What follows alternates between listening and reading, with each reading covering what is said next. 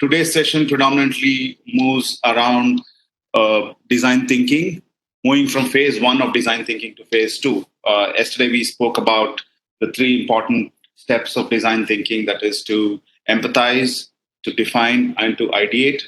All of this keeping in mind the user or all the stakeholders in the process of your product, solution, or business. In this process, you will be looking at empathizing, defining, and ideating, all to find the core element of what we call as value proposition. So, value proposition for every stakeholder in your thought process, in your idea, in your solution, or whatever that is. That's what we kind of discussed yesterday. And we also touched upon a few things like what would really determine value proposition, like brand perception. Value proposition is not really a quantitative subject, but it is more of a qualitative thing where it is a perception.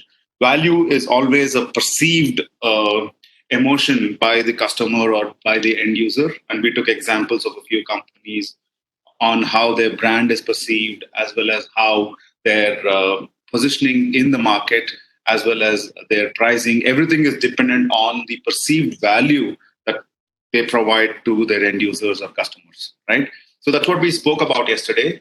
I will do a recap on that. In the meantime, if you have any specific questions that you want to talk about or ask about, you can come on the speaker and express your thoughts. Or you can, if you have issues with your mic, you can always go ahead and key in on the keyboards so that I can have a look at it and try and address it. So today we'll be talking about two things. One is the second part of design thinking, which is the implementation phase, right? The first three is essentially to get the context right, to get the direction right, and then answer the questions like why and what specifically. And today we're going to talk about the how aspect of things, and who and how and when and all of these questions. Primarily, how and when are the questions that we will answer in the second part of design thinking, that is essentially what we call as testing or prototyping and testing. So prototyping, we first prototype. There are various stages of prototyping that we'll be talking about today, be it a concept note, be it a presentation, or it could be a small proof of concept. It could also be a minimum viable product, or MVP as we call it, and eventually how that can be productized. So in this phase of prototyping, I'm also going to touch upon a very important part of your innovation, because we are part of the ThingQbator, and we predominantly talk about IoT solutions. It kind of has elements of software, hardware, electronics, and various other elements put together, right? So you are going to have a product, typically, and your product might most likely might be a combination of electronics as well as hardware and things like that, which means it is kind of a physical product. So it becomes very important for us to understand what elements of the product that you're building is important to put in at what stage. So during your phase of developing proof of concept, what is it that you need to focus on? When you go for an MVP, specifically with investor in mind, or with the end user in mind, or as an OEM. So there are various ways of looking at this whole scenario of product development. So product development life cycle is a session on its own. But what I'm trying to do here is to give you a fair bit of idea on how during your prototyping phase, you could kind of incorporate these elements. Like what is really important, what is not important in your product, and how you can take it. And I'm also going to try and take in a few examples of how we adopted product development life cycle methodologies in our work with Brahma 3 when we were trying to build our 3D printer, and today how we evolved from building a POC to an MVP, then a product, then downsizing the product to meet the market expectation, where we applied design thinking, and today what we do with that product. All of these elements, I'm going to not really tell you a whole bit of boring story about this. All the exciting bits that we went through from the development phase, PCB development to hardware development, all of these things, what we learned the right way, what we learned the wrong way. Most of it that we did was wrong. We really, to be very honest with you, we really did not put in design thinking methodologies as it should have been, 6-7 years ago. But then the learning started to happen, and now we have very strictly, tried to bring this culture into our processes. So we'll talk about that, and eventually how to take it to market, how to test it, and then how to go back and do the empathy part, do the defining part, and the ideation part again based on our iterative process. This kind of completes the whole loop of design thinking. Now we are coming to the fourth part of design thinking phase, is to prototype. So how do we define a prototype? Or the process of prototyping is build to think, right? It's a very simple sentence here. You're building to think. You're not building to show, right? So your prototype should be a living prototype in terms of your thought process.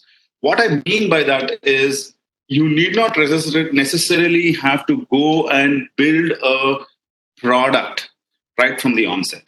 You are building things physically or through a software or through something that is in the real world. So you start building a prototype. You're not looking to already give a solution. You're still looking for answers. That's why prototypes are built, right? Because you're assuming that a certain type of product or a certain type of solution is going to work. Prototyping is not only about physical things. It's also about the story that you're trying to tell. It is also about the value proposition that you're trying to find. Let's read through this. Build to think. That's a prototype. A simple, cheap, and fast way to shape ideas so you can experience and interact with them. So your ideas come to life and you can start interacting with them.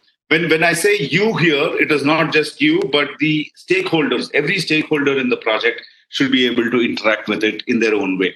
How do you do it? Start building, create a low resolution solution, right? Low resolution solution means it could be just a sketch, or it could just be a small working mechanism. That can be a physical object or a digital sketch, as I told you. Do it quick and dirty. That's probably the most important part of this whole process of prototyping, because most of the times, in fact, it happened to us. When we were doing the 3D printer, we spent about 3 to 4 weeks, maybe 5 weeks, to get the first version of the printer up and running very quickly. We had one. I'll show you some photos a little later. We had the printer come up very quickly. But then we had a small meeting, and I don't know how this evolved, but somebody in the meeting came up with this idea of we need to have a temperature of about 350 degrees on the hot end, which essentially is the region where the plastic melts, right? And then we were, okay, great. That was a great thought, because that's a good functionality. You can add more materials. But then somewhere in this process, we assumed completely that we cannot have a cooling system for that, and it has to be self-cooled.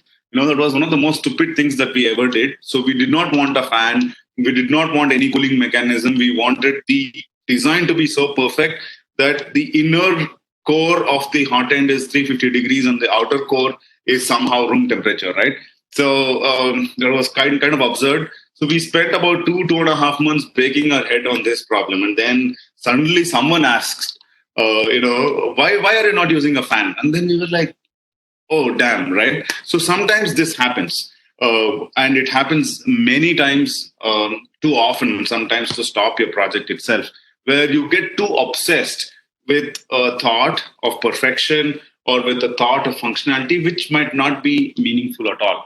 So in case of Brahma 3, when we were building, there were two things like that, which we were really obsessed about. One, I already spoke about, the hot end. The second thing was to have this system built on a tablet with the Android touchscreen system, which has a software of its own. We don't need a computer to do 3D printing. That was our thought process, which is good. But then if you see today, most of our customers don't really want the trouble of doing anything with the printer. They just want the file to go into the printer and they want to take the object and go. Right? They don't really want to do anything at the printer where they sit and design and do stuff. So this was missing because we did not really empathize with the end customer. We wanted to build a perfect product and then take it to the market. So that's our learning and that's our story, which is fine. It all worked out well in the end. So this is the story of prototyping, right? We will go in detail in a bit about this. So for that, what do you do? How do you test? Ask for feedback, right? And feedback from whom? Not from your mother, not from your brother, not from your friend, but from people whom this product really matters, right? Learn about your user, reframe your views, and refine your prototype. That's very, very important. That's why I said it can be shabby when you start, it can be dirty when you start, but then as and when you start getting feedback, you need to quickly go and do this. And remember, this has to be done in a way where you don't really have to spend too much, right? So let people use your prototype, give it in their hands and let them use it. Listen to what they have to say, right? When you say listen, it's not the words that they say, but the way they experience, right? And for that, you need to create an experience. Let people talk about what they experience and how they feel rather than just how they want to use the product, right? So this is a true feedback mechanism, right? It has to be unbiased, it has to be real, right? So whom you give it to, how you ask questions is very, very important. I think if you had looked into the PDF yesterday on talking to humans, the testing phase is a very, very important phase of your empathizing, actually, right? It might sound like in design thinking, that's the very last phase that you're testing, but it kind of validates your complete empathy process only then, right? Only when the real user sees it, experience it, and sees the value proposition in the project or the product that you're building. That's when the cycle comes to one loop or one completion. Then we go through more stages and cycles in this eventually to perfect on our product or solution, right? So that's the bit about the two aspects of the implementation of the design thinking. So you remember about electronic health recorder I talked about yesterday. Talk to my senior about this. I am planning to do it as blockchain project, but my senior is doubtful. Of course, even I'm doubtful. It doesn't really become useful or meaningful in this because it simply complicates the whole process, right? According to me, it's not necessary, right? That's why I said, what is the most important thing in your project? What is your USP? What is your value proposition? When you talk of that one thing, which I'm going to come now, the next topic that I'm going to talk about is the one thing, something called as the one thing in your prototype or in your product that you're building. Is that uh, required? Is this feature required? Is the question that you start asking. And if I remove this particular feature, my product or solution is going to fall apart, right? If you can identify that one thing, then that is what your whole prototype, your whole project is going to be about, right? So just look for that. And in that, my question to you, Neha, is if you remove blockchain from your project, is your project going to collapse? Is the value that you're going to give a hospital or an end user or whoever is your customer, are they going to feel that I don't want this product because it doesn't have blockchain, or it really doesn't matter to them, right? According to me, it really doesn't matter to them. So if you want to use blockchain for fancy project report, fine. You can go ahead and do it. I don't have any problems with that. But if it is a meaningful product that you want to build, putting blockchain into this, according to me, is not so, you say, not effective or not necessary, I would say. I hope I answered your question. Great. So, rapid prototyping. What is rapid prototyping and why is rapid prototyping important? That's the question that we are trying to answer here. right?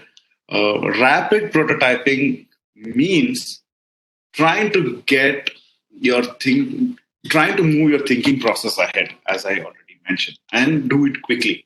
So one of the key elements of rapid prototyping is it has to be low cost. It need not be perfect, and it is definitely not your final solution, right? That is what rapid prototyping. The first thing the prototype will do is to break your assumptions and get you a much stronger perspective about how this is going to go. Because you might be thinking that, I'll go build this. If I connect these two wires, this LED bulb is going to come on, and then in the end, you're just going to have it pop, right? So the primary basic assumptions that you have will all start breaking down. And that is the most important thing about rapid prototyping, right? So, or prototyping in general. But I am kind of using the word rapid prototyping because speed is the norm today. So it's better to move it quickly rather than making it perfect, right? So, as somebody also mentioned, demonstrate, convince. So here is rapid prototyping. The purpose is research and validation. So when I say research means that you have made certain. Okay, my neighbor's dog woke up. I'm sorry.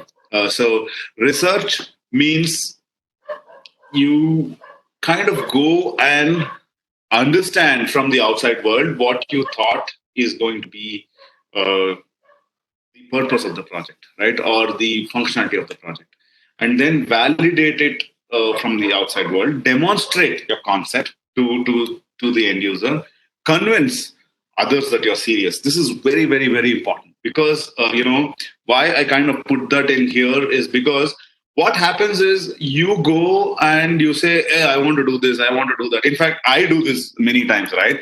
When lot of times I have 100 ideas, right? Though we are working on a couple of companies right now, one in education, one in technology, one in 3D printing, and all of that.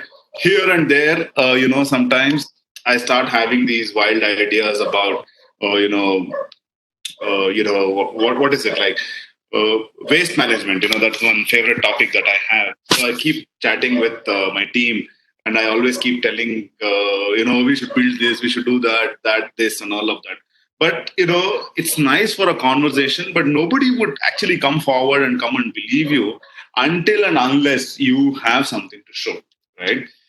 If at all I can go and say, okay, see here, I met this person, and this is the product that is there, and this is what we have done, or this is the money that we have to invest into this. This is the time we need to hire this person. Some kind of a conversation like that, or some kind of an action like that, is going to make the team believe that yes, this is a serious conversation. Until then, it's all in the air, it's fancy. So most of the time, most of the student projects that I have seen, most of the ideas and entrepreneurs that I have met are kind of stuck in that. There are three very important stages in convincing that a prototype does. First and foremost, it convinces yourself as an entrepreneur, as a creator, as a designer, as a person who's trying to make an impact. It has to convince you, and the only way it can convince you is you put a sketch down, you try to tinker something, make something work, you get convinced. And when you take this, the people around you, that is your core team, the heart of your project, they get convinced. This is very important. This is where prototyping starts. So prototyping is also a stage, as I mentioned in design thinking. This is the fourth stage where you actually get into action.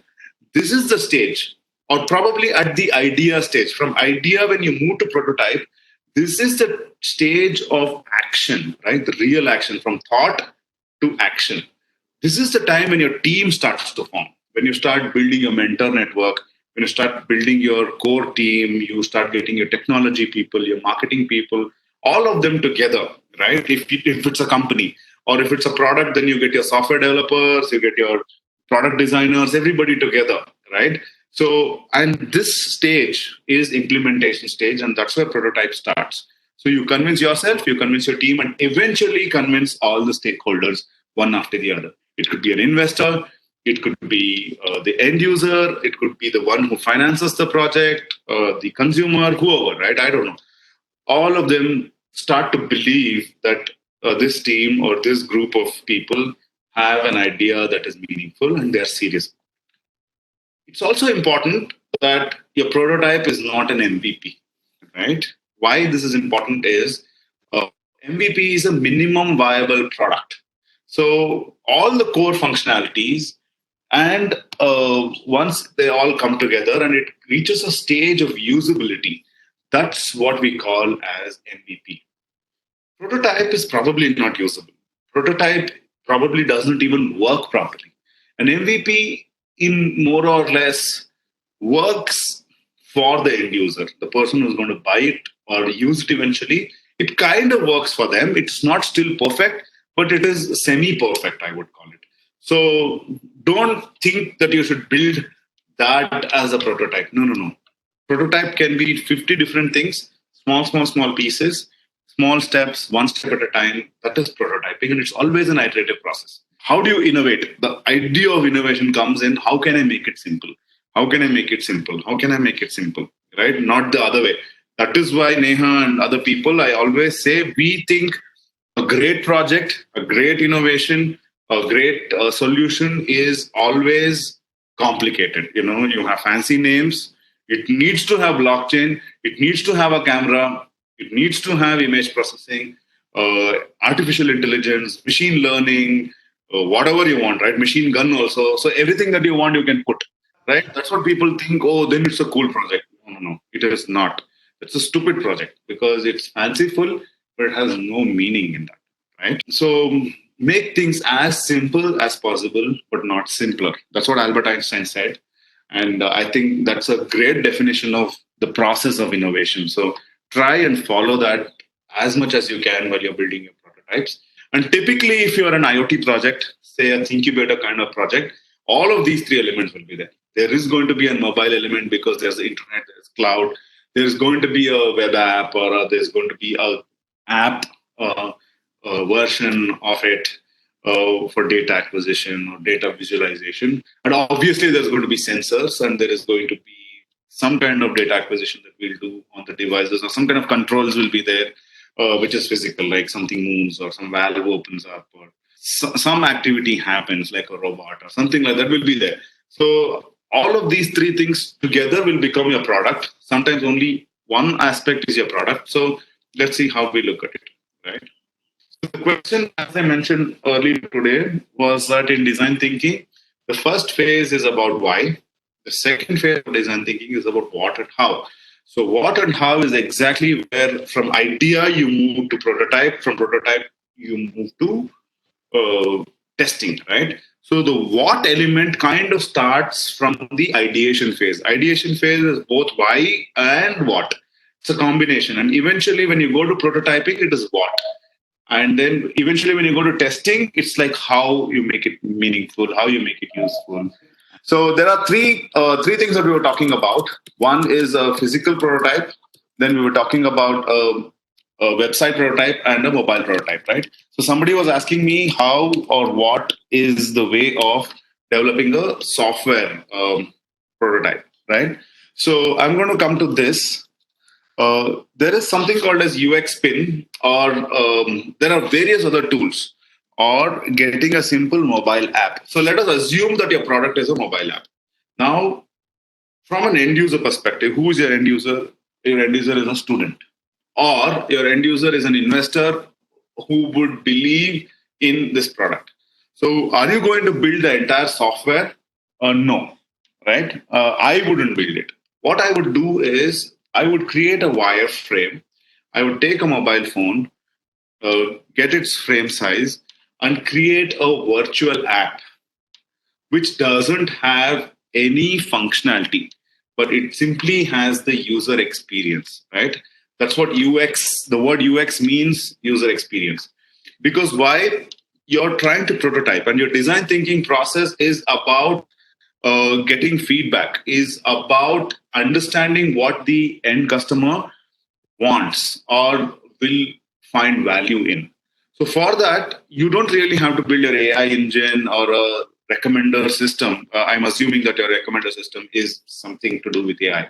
At this point, you can create a virtual flow, right? The virtual flow essentially would mean you walk through the customer through the steps. For example, login. If somebody says login, when you press next, it goes to the next screen.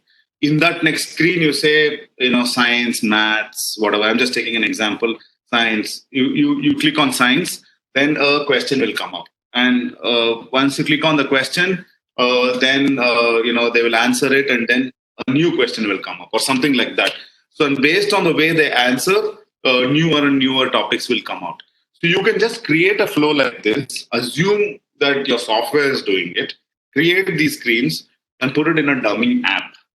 To get to that point, you can create about 10 to 15 different stories of a user experience, imagine personas, and just create a dummy base app, right? And then people can walk through that. Once you start getting feedback, you can use that as your data points to start developing your algorithm. So Shushti says, I'm working on a question paper management system where we will be posting previous year question papers as well as notes. See, if you want to make money, you need to post the question paper for this year, right? Then everybody will come. And I'm just joking. So that's good. So that is a nice, like an exam, like your guidebook, something like that, or is it also going to do assessment? Srishti. So Srishti, any questions, Srishti? Are you listening in? Can you hear? Yes, sir, I'm listening. Okay, great.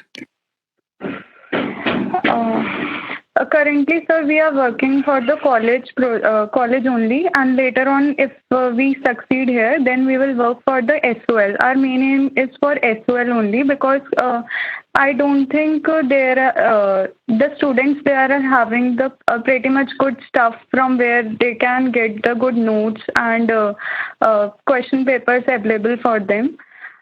We want to help them basically. So I would say, which is the most difficult exam that you want to talk about? Just pick that up, right? It's the same thing like how we did for. There's a guidebook. I'll say.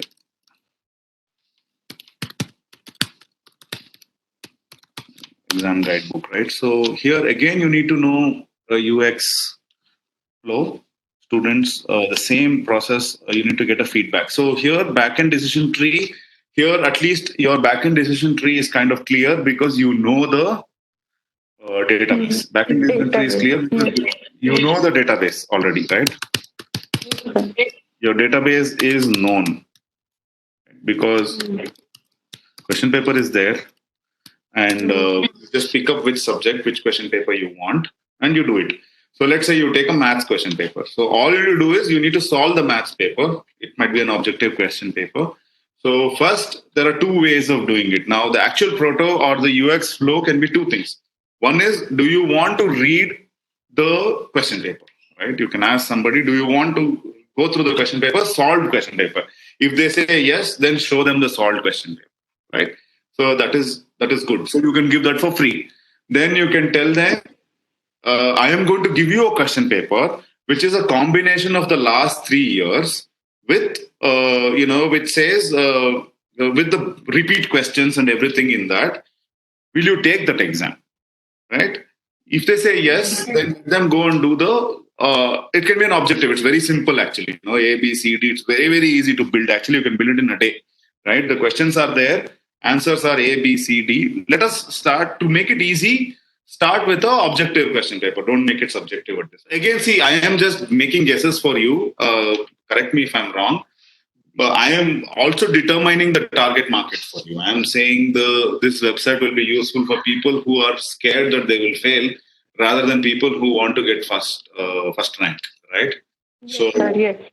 That is very, very important for you to figure out. Whom are you addressing? It's not students. If you go and say, I'm addressing engineering students or people who are preparing for exams, that will be stupid, because all students will be preparing for exams. So that's not correct. You should either say people who are afraid to fail, I will help them pass. I will ensure that they will pass. If you're saying that, that is a very, very, very clear definition of your program. Okay, am I clear, Srishti? Yes, sir. Yes, sir. Yes, sir. Thank you. So, we were talking about team, right? So, in your ideation phase, you also get into a situation where you need to understand whom to work with, what type of investor we need, what type of partner we need, and all of these questions will come into picture. So, start asking these questions.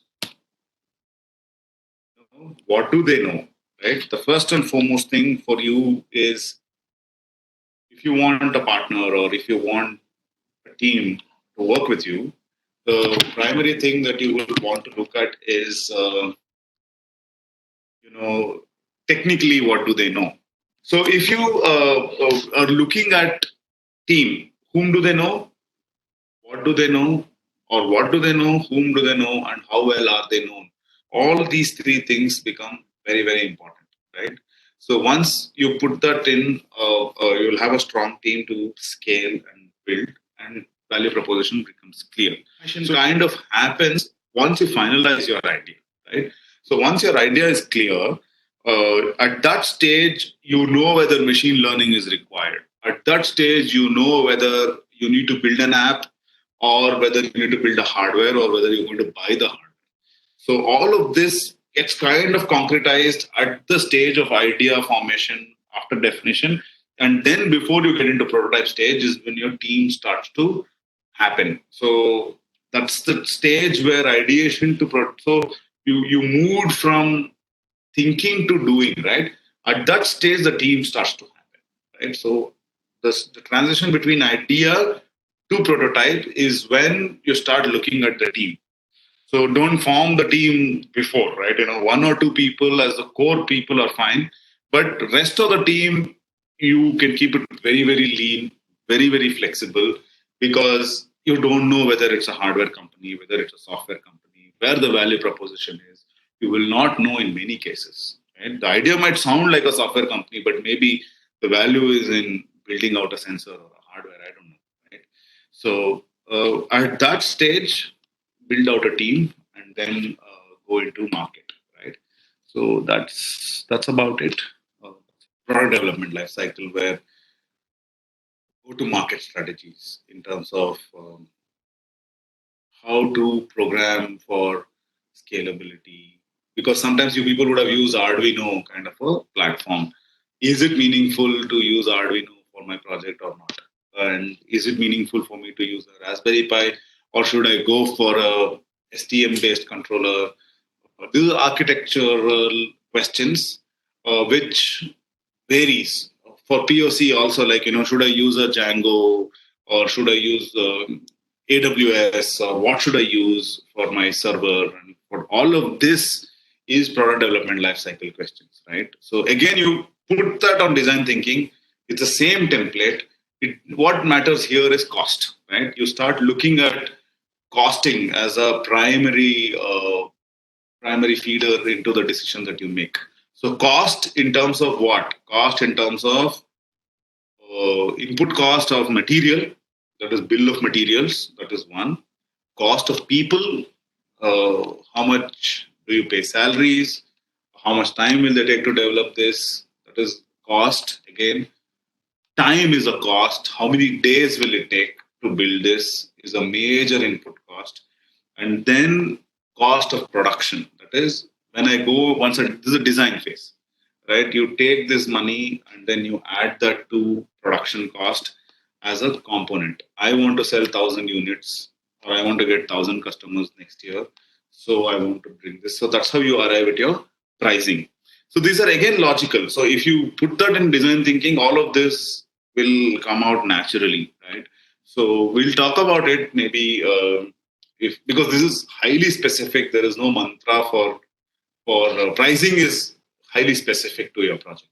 Very, very specific. There is no thumb rule at all. There cannot be a thumb rule for pricing because it really depends on a lot of parameters. Slide, you can just have a look at this once. Maybe take a screenshot. Maybe like a very defining with human centric ways. When I say human centric, it's end user, different users, as we spoke, Proto 1, Proto 2, Proto 3, for different people. That definition is very important.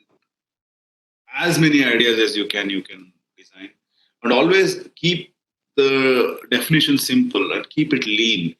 Lean is very important. That's why I said even team formation should happen as and when required at a later stage, not at the stage of forming the company or forming the idea. At the stage of once the idea definition is done, ideation is completed. That's what type of prototypes to build, what type of products to build is decided. Team formation happens. And always go one at a time when you're building a prototype. Don't try to combine two, three features. Don't try to combine too many things. Don't make it complicated. And then start developing solutions, then go to market, test it, test it, test it. And this is the whole cycle. Take a screenshot of this, maybe. It kind of justifies all that we have spoken. So with this, we have more or less covered the aspects of design thinking. So design thinking is not, as you know, is not a complete science. It's more of a process, or I would like to call it as an art form, to kind of empathize, to understand what is the problem that trying to solve, right? So from that perspective, design thinking kind of covered, or what we discussed in this session covered why, what, and how in the stages of what we call as empathizing, defining, and ideating. This kind of forms the first part of understanding why. And why for the creators, why for the team, and why, most importantly, for the end users or people whose problem we are trying to solve, right? So that's what design thinking is about. It's about empathizing. So we touched upon aspects such as talking to humans in a way that we could define the why in a more meaningful manner, right? And then we looked upon the aspects of what we call as rapid prototyping, how we can get our idea into reality, how we can form teams, and eventually take ideas to implementation. So that's design thinking as a framework, not only for product development, but even for a lot of aspects of your daily life, your careers, as well as businesses. Design thinking is applicable from a very small aspect to a very large aspect. So it's an art form, it's a process, it's a framework. So hopefully, you people enjoyed, and hope to see you all soon. My name is Arvind Nadig. You can reach out to me on LinkedIn or through Li2 or Brahma3 websites. Also, the ThingQbator platform with a lot of mentors. Please do log into it, and we can stay in touch. Thank you so much. Hopefully, this was meaningful. Have a good one. Thanks.